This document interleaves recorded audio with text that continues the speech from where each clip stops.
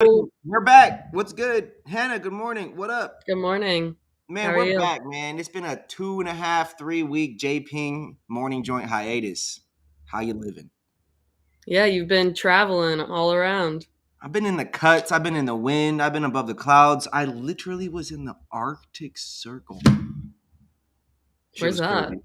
I was literally up in Finland, and then we flew over Greenland, over Canada, over the US, down to LA. It was crazy, and Wow. it was cold too. I'm not even gonna lie. Wow. Yeah, it was getting weird. It's getting wild. We're back, everybody. Morning Joint episode 8. We're officially 8 weeks in, 8 episodes deep. Hannah, how you Yeah, feel? What do you think? What are your thoughts on the Morning Joint so far? I'm feeling great about it. I feel like we've covered some great topics, good curation every episode, some music, some cannabis, some psychedelic news, new market news. I feel like we kind of cover a wide range of things for that fits our audience very well. So I hope that our audience has been enjoying it. It seems like we've gotten some good engagement. So I think this is a good time. Apparently people, like to watch stuff like this on Monday mornings, so that's great to get their Monday and their week started. It's the Monday morning. It's the Monday morning. We give you the news. We smoke it up. We break it down, and we bring it all around. All right, Hannah. First things first. We've got a list of topics today that we're going to be going through. Right? We got some Yep. weed. We got some psilocybin. We got some music news. Right? We got all kinds of good stuff. What topic would you like me to start with first? You can go straight down the list. I just highlighted everything for you. All right, let's go some There's cannabis some cannabis for you, and then there's one news. down there in music.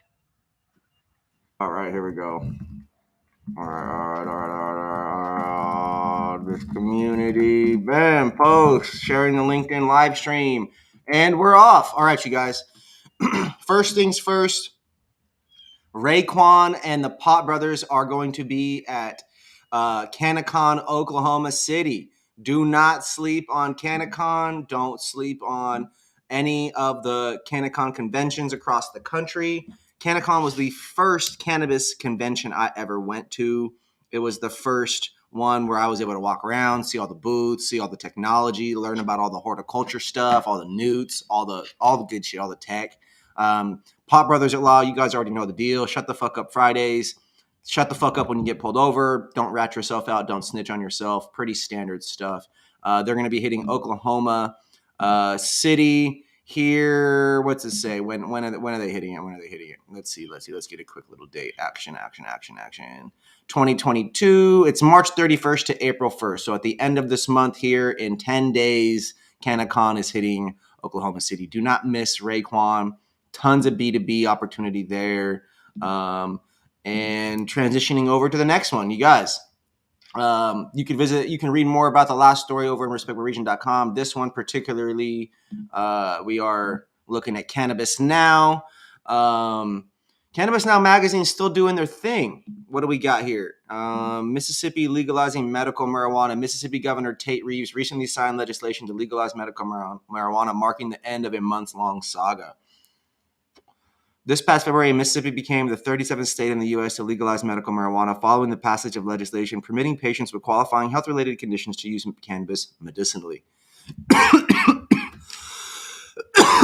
He threatened to veto the legislation if lawmakers didn't relent to the changes he demanded. The Mississippi Medical Cannabis Act, also known as Senate Bill 2095, allows patients with debilitating medical conditions, including cancer, HIV/AIDS, autism, and sickle cell disease, to register with the state's medical marijuana program with a recommendation from a qualifying healthcare provider. Wow. Registered patients with an identification card issued by the state health department will be permitted to purchase up to 3.5 grams of cannabis per day from licensed dispensaries up to 6 times per week. Wow. So they're limiting the amount you can buy, and they're limiting how often you can buy it. This is incredible. Mississippi voters did approve medical marijuana in 2020, so this is good to see that things are finally coming up and heading in a more positive and accessible direction for the patients. All right, next story that we have. Jones Soda unveils cannabis-infused soda, syrups, and gummies under new Mary Jones brand. So this is pretty exciting because, Jones Soda, one of the more respected soda beverage craft companies. They're out of Seattle. They're publicly traded. It's not a huge company compared to like Coke or compared to like Pepsi, but it's still, Jones Soda, if they literally are in the Seahawks football stadium. So they're launching a brand called Mary Jones, new brand from Jones Soda. It's a bold step. Pepsi did launch a recent line of hemp-infused Rockstar energy drinks, and so it only makes sense that, to follow up Corona Brewer, Constellation Brands, and Molson Coors, and some of these other companies, it makes sense for Jones Soda to step in. Jones Soda reported revenue of $14.8 million, which is less than 0.04% of Coke's revenue for the full year, but the company does have a market value of $37.3 million and is trading at 55 cents a share. We're a small player in soda, but we're going to be the biggest national player when it comes to a recognizable consumer packaged good name in cannabis. Jones Soda marketing chief Bob Blair said in an interview. The launch also follows a broader trend within the beverage industry, blurring the lines between different categories. Pepsi is moving its Mountain Dew soda into alcohol with Hard Mountain Dew, while Anheuser-Busch's Bud Light Seltzer launched a hard soda variety in December. This is crazy. If we crack it in California, we're going to do gangbusters as we go through the Midwest and the East. People really assume it's going to be that easy. Let me be the first to tell you guys, beverages only sell when they're on fucking sale, and beverages only sell when you got a BOGO giving you the opportunity to buy one, get one for $1, or buy one, get one for a penny. I cannot stress it enough that do not let the press and the media think that beverages are popping. They're not. People go to dispensaries to buy weed. People go to dispensaries to buy weed. They don't go to dispensaries to buy weed drinks, okay? Let me say it again. Beverages, I love them. I drink them. I buy them. But they are not the majority of purchases. So for Jones Soda to think that you guys are going to do gangbusters, Jones Soda, let me remind you, when you guys sponsored our cannabis concerts and our music and Times Cannabis events back in Seattle, let's remind you guys that 4 years ago, 3 years ago, y'all weren't ready yet. Y'all weren't ready to step in 100%. And now you guys go full steam and making a product in California when, let's be also real too, Stubborn Soda, when you go to restaurants in California, there's no Jones Soda machines in these restaurants. There's Stubborn cracked soda. This is crazy. Jones Soda, y'all should have made gummies. Y'all should have made candy, infused them with your Jones Soda flavors, and sold them bitches instead. Y'all are tripping. Please reach out if you have any questions. I'm passionate about this, man. This is craziness. And I'm upset because you guys are going to come in to a saturated cannabis industry with your millions, and you guys are going to be underwhelming just like PBR is. PBR, great product, underwhelming. Absolutely killing me, you guys. I'm excited, but I'm frustrated. Up next, that news comes out of CNBC.com. What's crazy is Respect My Region. We from Seattle. We're in cannabis, and you guys are running press releases through CNBC. Tripping. We should be hearing about this from High Times, Yahoo Finance, Market Watch, the way the cannabis industry does stuff. Tripping. All right, up next, we have Kentucky House passes medical cannabis legalization bill. It's an exciting time to be alive. This is coming out of High Times when states like Kentucky are considering and pushing through medical cannabis. What's going on? All right, here we go. The Kentucky House of Representatives on Thursday passed a bill to legalize medical cannabis only 1 week after the proposal was advanced by a key legislative committee. That measure, House Bill 136, was passed by the House with a vote of 59 to 34. Wow. 25 people difference, and will now head to the state Senate for consideration. A similar bill was passed by the House in 2020, but failed to gain a hearing in the state legislature's upper chamber. Let me get this straight. How can the community and the people who represent the community vote for some shit, pass some shit, and then it goes up to another group and they just deny it because they failed to gain a hearing. How is that okay? I just don't get it. Under the measure from Republican Representative Jason Nemes, patients with one or more specified medical conditions, including any type of cancer, chronic pain, epilepsy, multiple sclerosis, and nausea, would be able to receive a recommendation to use cannabis medicinally. The legislation also establishes a regulatory framework to govern medical cannabis cultivators, processors, dispensaries, and testing laboratories.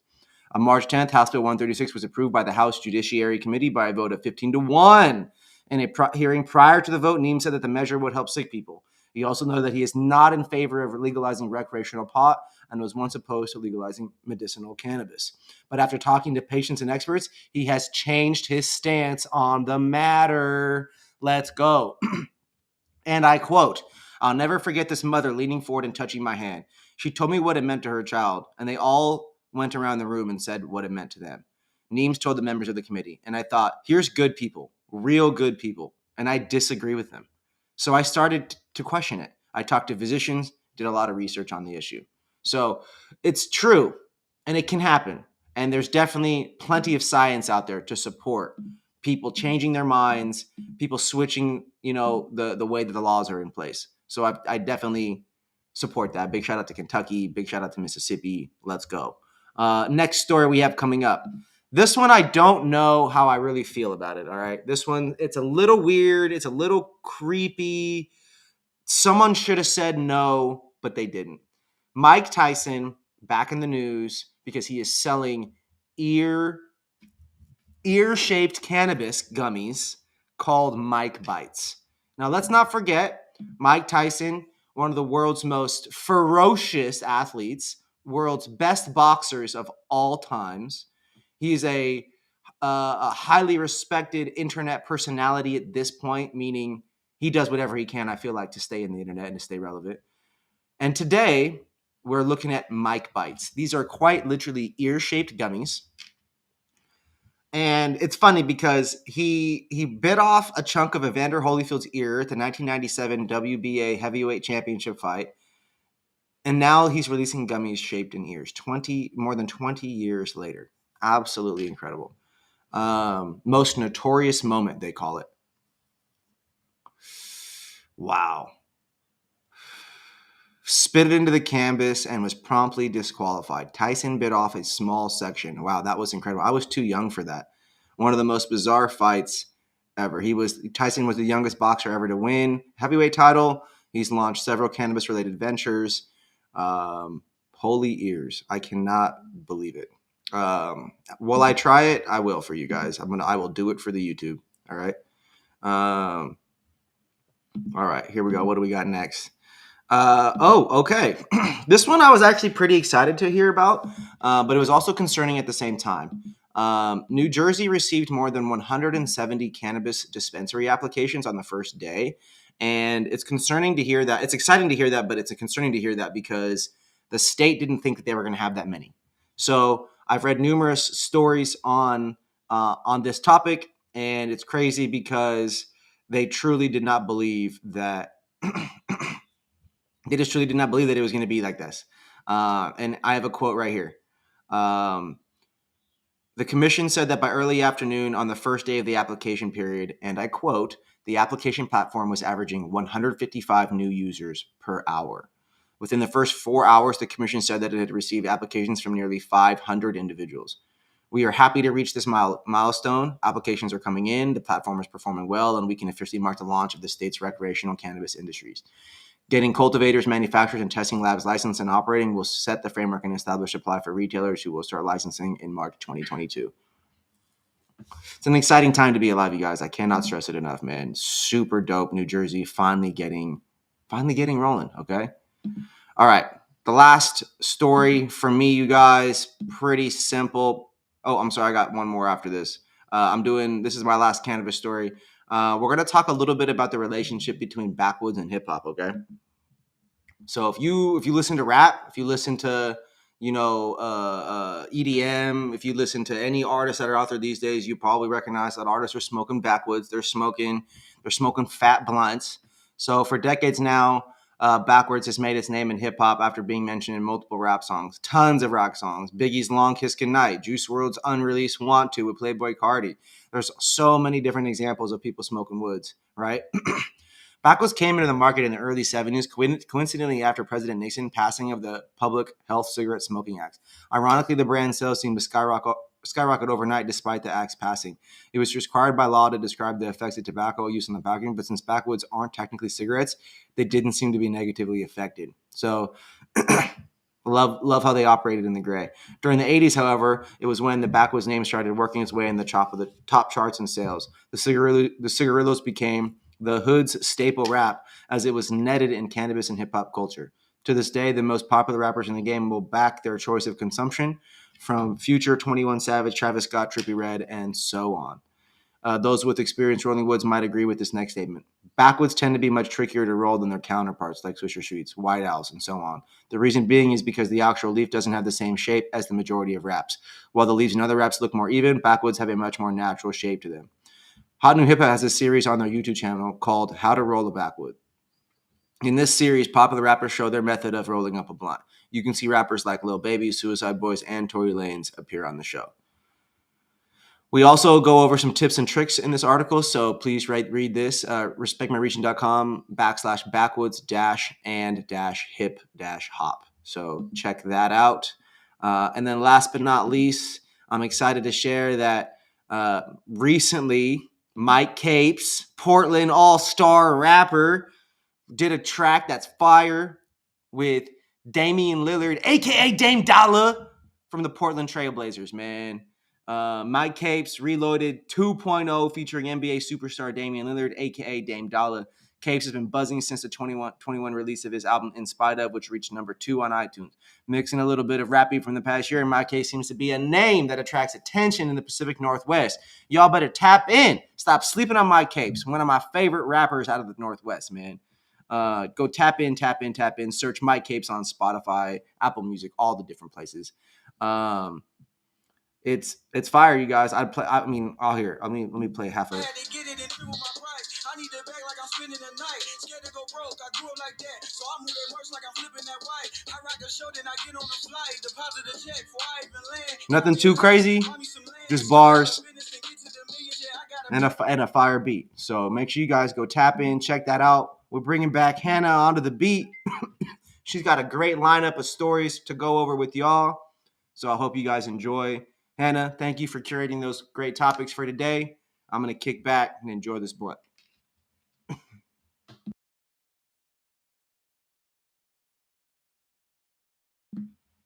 Hannah, we lost your audio. I was muted. Oops. There we go. All right. Hello. Hi, guys. I'm Hannah. I'm the head editor with Respect My Region. I'm here to go over some cannabis news, some psilocybin news, and some music news, some festival news. So we'll get right into it. I'm going to start with cannabis news. Let me close this door. Someone's all of a sudden lawn mowing next door.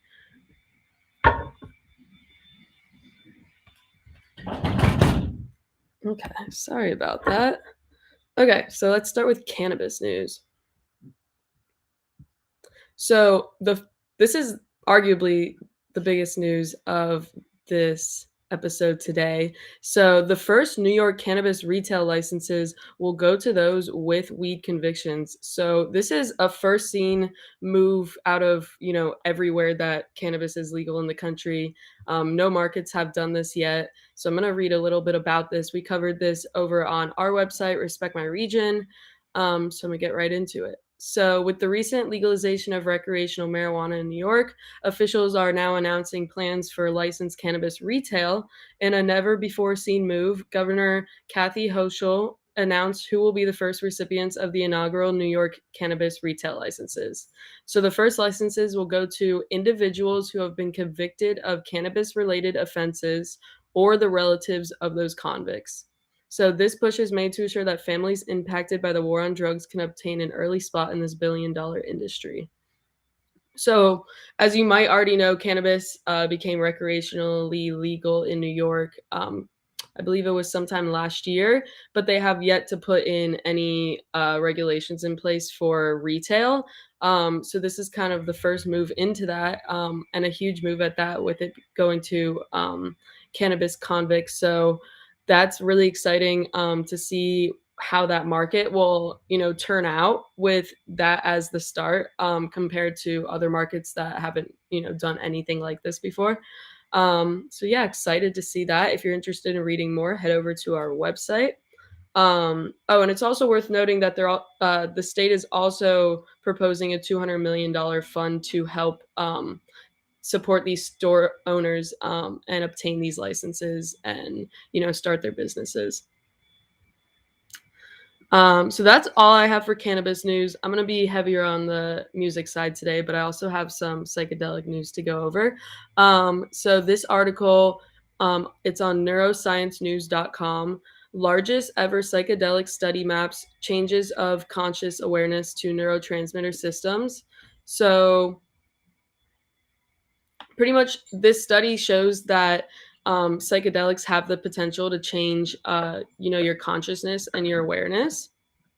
So this article says psychedelics are now a rapidly growing area of neuroscience and clinical research, one that may produce much needed new therapies for disorders such as depression and schizophrenia. Yet there is still a lot to know about these drug agents' alter states of consciousness. Wait, hold on one sec. Sorry, just someone just came home. So this is one of the big psychedelic newses of today. Another one we have kind of shows a similar thing. So this study shows that magic mushrooms can relieve severe depression.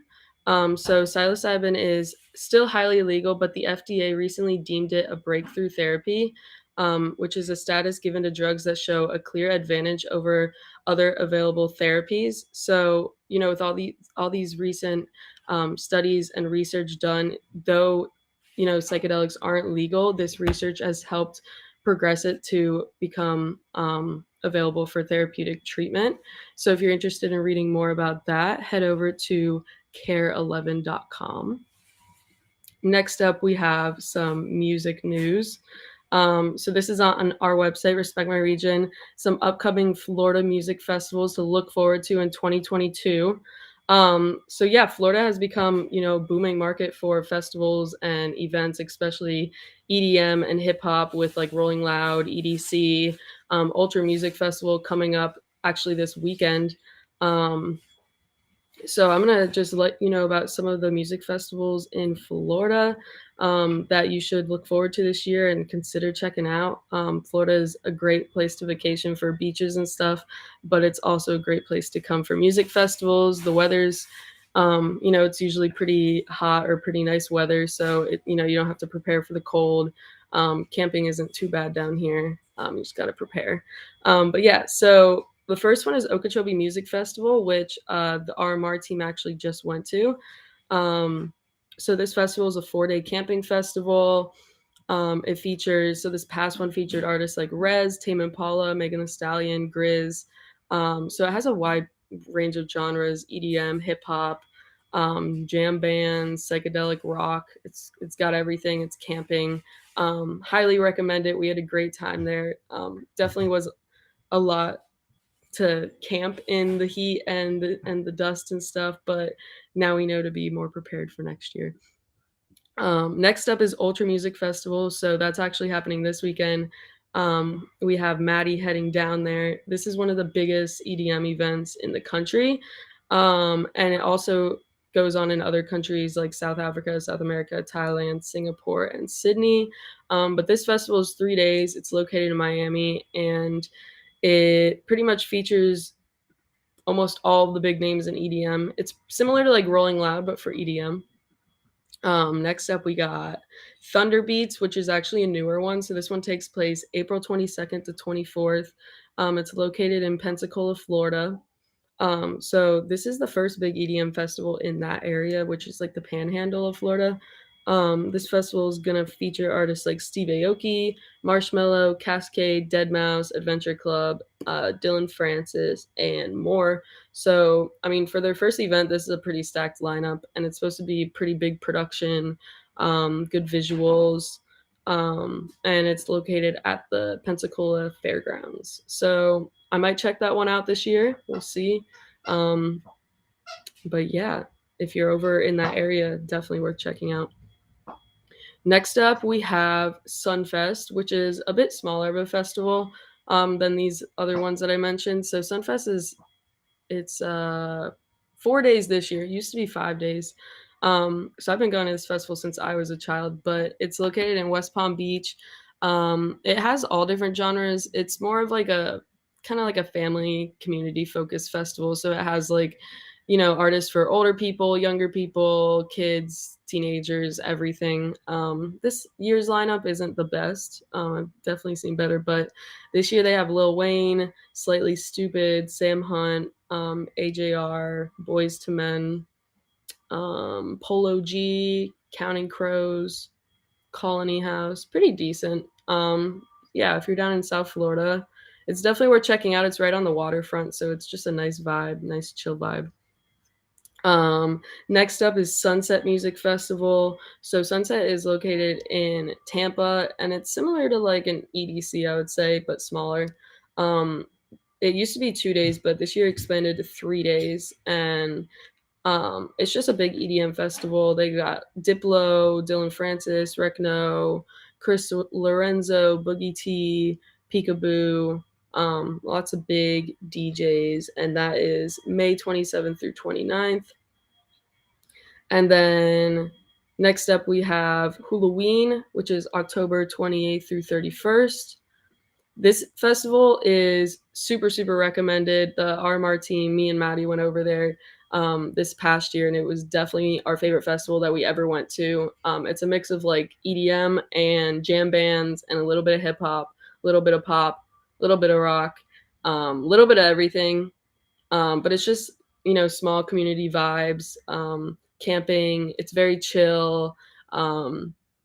Just a nice, it's located in the Swanee Music Park, so it's like set up nice for, festival. There's like a nice amphitheater and just, lots of campgrounds and stuff like that. But super highly recommended. It sells out pretty quick because it's super popular. So I don't know when tickets will be out, but whenever they are, make sure you get on them. Last up, we have EDC Orlando.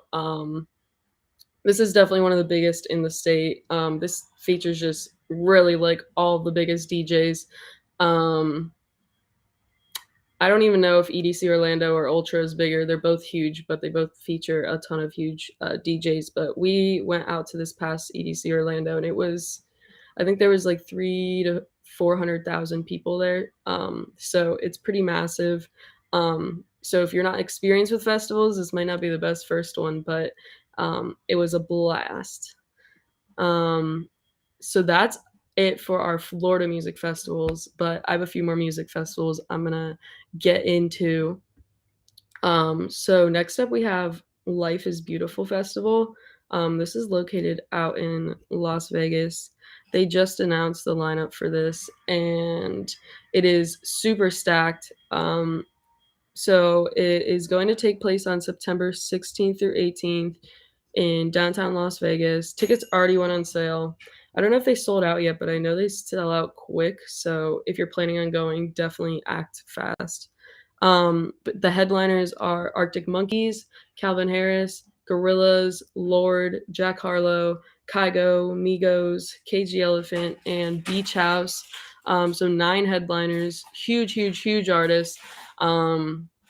Pretty insane headliners. Maybe not so much if you're just a hip hop fan, but if you're a fan of like alternative rock, EDM, all that, this is a crazy lineup. Other artists, like some of the supporting acts, include Alice in Wonderland, Oliver Tree, Mark Rebellet, Isaiah Rashad, Rico Nasty, Coy Leray. Who else we got? Young Nudie. Lots of different artists.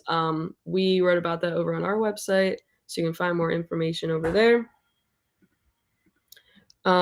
Next up, we got Skyline Orlando. So this will be the second year of this festival. So newer festival in the state, thrown by Insomniac, which pretty much is behind the majority of our EDM events here in Florida. But Skyline Orlando, their lineup is not out yet, but it's going to be 2 days of just house and techno music. Expecting artists like hopefully Chris Lake, crossing my fingers for Chris Lake, Green Velvet. They were just over at the L.A. event. And then last year's Skyline Orlando had performances from DJ Tennis, the Martinez Brothers, Blondish, and more. So just waiting for that lineup, but tickets are currently on sale, and this takes place over Memorial Day weekend, I believe, May 27th and 28th. Next up for festivals, last up for festivals, we got a new festival called Sacred Rose. This isn't our typical hip hop or EDM festival, but I wanted to still mention it because this lineup is pretty stacked. If you're into live music, psychedelic rock, jam bands, jazz, soul music, that kind of stuff, this lineup is just absolutely stacked. It is located in Chicago and it will take place August 26th through 28th. Some of the artists include Phil Lesh and Friends, The War on Drugs, Black Pumas, Umphreys McGee's, Joe Russo's Almost Dead. I never know how to pronounce this. Krongbin. I hope I said that right. STS9, The Disco Biscuits, Animal Collective, Lettuce, Moon Taxi, Lotus. Yeah, just stack lineup. And the tickets, I believe, are already out, and the schedule, and all the information. They gave us all the information right away, which is already a good sign that this is going to be a great festival. So hoping that, the RMR team can make it out there and let you guys know how it is. Again, that's called Sacred Rose. And then last up for news for me is Toby Lou drops his new album called Non-Perishable. So if you're not familiar with Toby Lou, he's kind of a newer emerging hip hop pop artist, I would say. Definitely a mix of like hip hop, pop, indie rock type music. We just caught him at Okeechobee, had a great time. I think we might be interviewing him soon, so keep an eye out. But yeah, he just released his new album last week, or not this past Friday, but the Friday before. And he's already had some hit singles before this album, like his song I Was Sad Last Night, I'm Okay Now, Darlin', and a few others. So he was already kind of popping. You might have even heard some of his songs on like TikTok and stuff. So this album, I believe, I don't know if this is his debut album, but this is definitely his biggest album yet. And he has some features from Jane Doe, Chica, T-Pain, and more. And it's been very well received. A lot of people have been really hyped about this. We wrote a bit of an album review type article over on our website. So if you're interested in reading more about it, you can head over to our website, or you can just head straight to Spotify or something and turn it on. But Toby Lou is an awesome artist, definitely one of my favorite emerging artists right now. So definitely worth checking out. That is all from me. Some cannabis news, psychedelic news, festival news, music news, and we'll bring Joey back in. Bang, bang, everybody. Morning Joint episode 8, curated by your girl over there. You know what I'm saying? Hannah coming in hot. She kills it on the editing for us, kills it on the curation every single week. Really much appreciate you guys. To all of you watching, be sure to like, follow, subscribe. If you guys have any questions, comments, please drop them below. We'll be sure to pop in on YouTube and answer those. To everybody on LinkedIn, Twitch, Facebook, Twitter, all the different places, we really appreciate you guys hanging out. RMR's been around for damn near 12 years, and we're going to still be getting at it and getting it in and talking about all the good music and weed stuff and psilocybin stuff going forward. So tap in. Hannah, do you have anything for the people before we get on out of here? Nope, just stay updated on Respect My Region for the best up-to-date news on cannabis, hip-hop, and festivals and EDM. All right, y'all. We'll see you next week. Love you guys. Peace. Bye. Oh, missed it.